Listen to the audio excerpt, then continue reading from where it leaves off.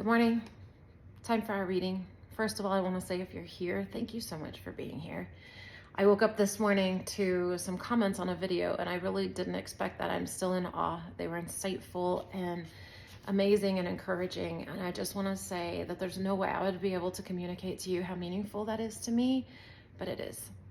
I started this because I feel that there's something to energy and vibration, and something about the internet is very powerful. And even the algorithms are easier for spirit to control than a human, because we have resistance and we can be difficult. And there's something about it that I really feel by posting this journey, that when I do it, many other people will do it with me. I've lived enough life experience to see that, but I didn't expect people to actually be doing it with me. And so I'm just really humbled, and I hope in some way that I can serve you and you can get something out of this the way I am. I know that as I grow, you grow, you grow, I grow. This is a strange journey in the sense that it's a solo journey. It's an inward journey, but when we do that, when we get selfish about it, we also serve the whole. It's very odd.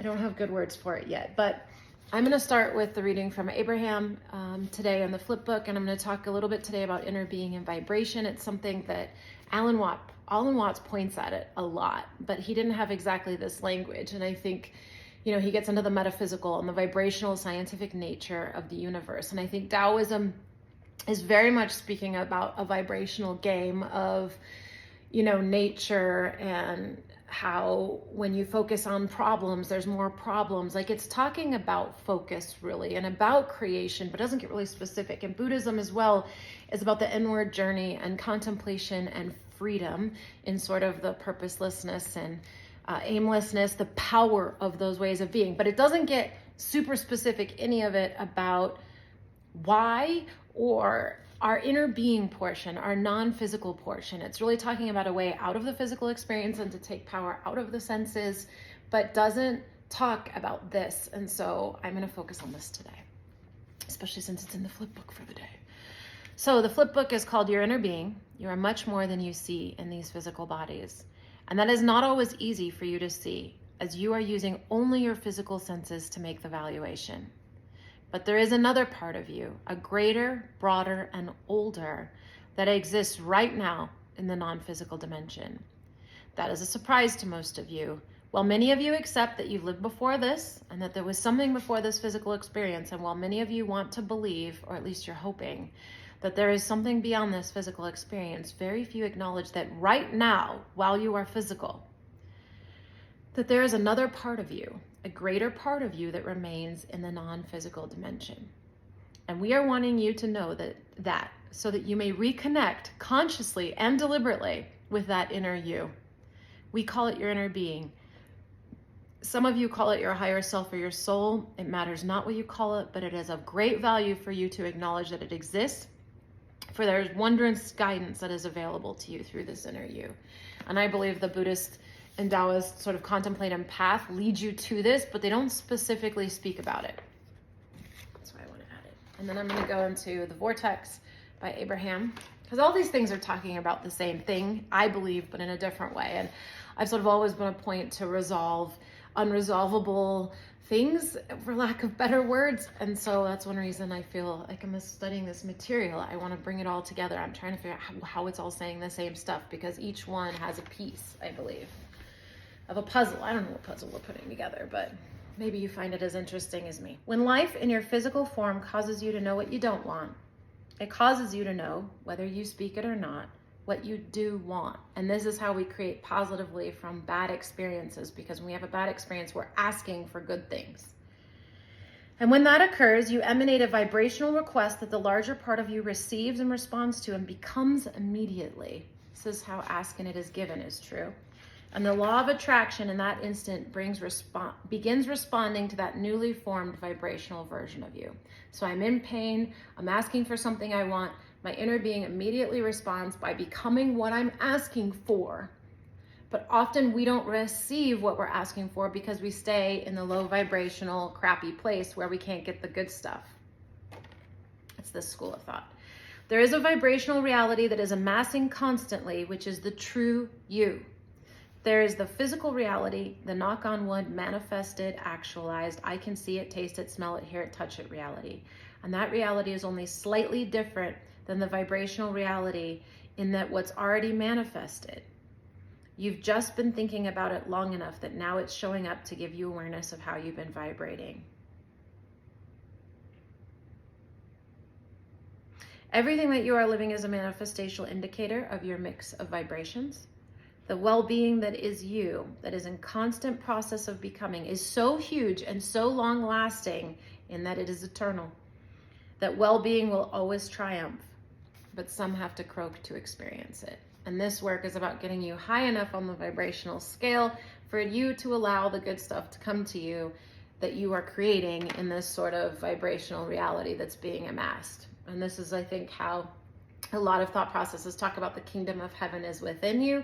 So when you go within, when you meditate and you get your vibrational level up, all these sort of magical things start coming and happening because it's there. You've created it. You're just not allowing it in because of our thoughts. So it'll say here, the most dominant premise that is misunderstood in your physical reality is that when someone performs something you disapprove of, it is a good idea for you to point it out or you might get more of it. When the reality of it is, the more you point at what you do not want, the more you hold yourself in a consistent pattern of vibration that disallows what you do want. The most powerful premise that we want to activate within you, that we promise you will serve you for all the days of your life, is a belief is only a thought I keep thinking. A belief is only a thought I continue to think. A belief is only my habit of thought. It's only a practice thought. A belief is only a thought that I think a lot. Now, why does that matter? Because when you want something and you believe in opposition to it, your opposite belief will prevent what you want from happening. When you want something and you believe it, there's no separation.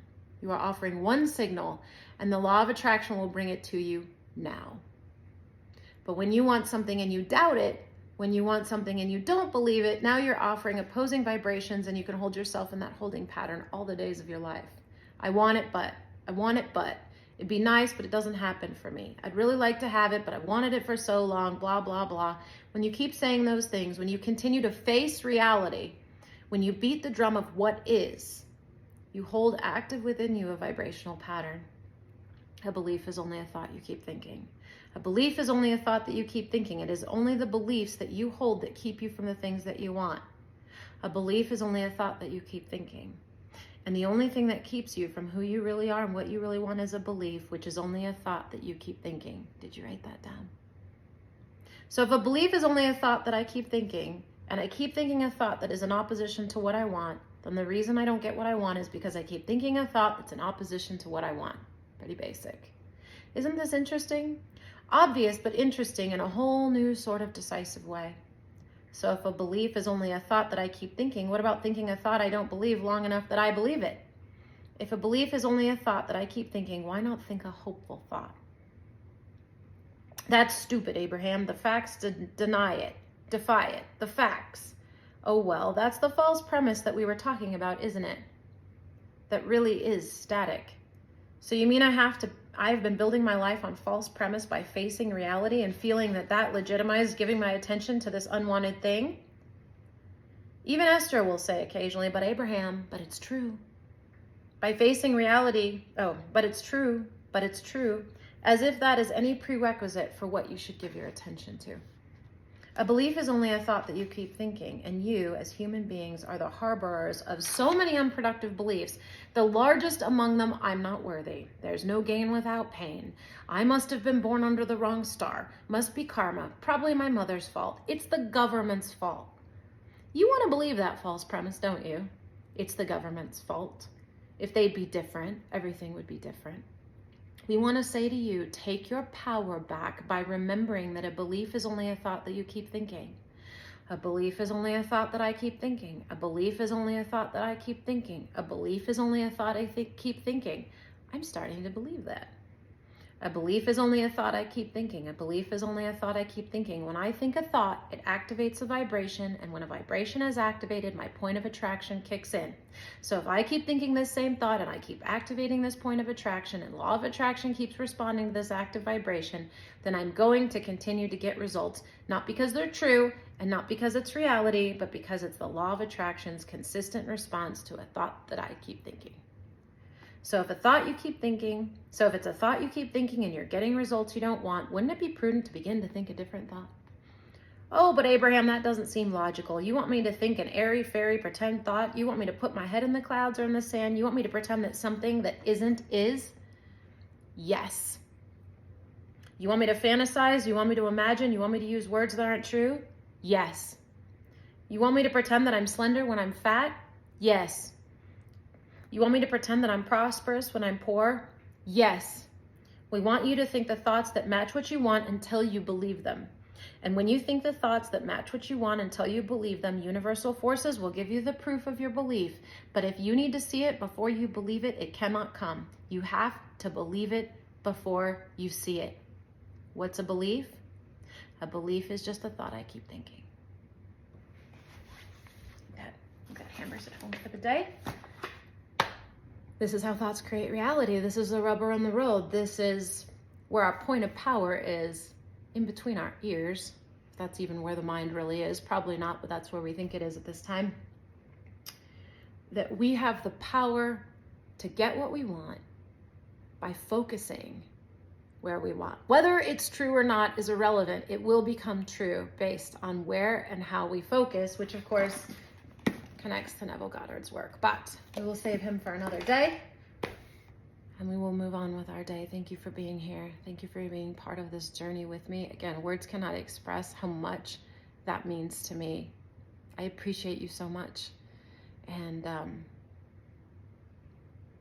thank you. I know together, the more we apply this together, the more powerful it will become and the faster we'll call things to us, because we may be different. We may be in different places, but there's something about us that's the same. And when we vibe at the same level, we become more powerful together.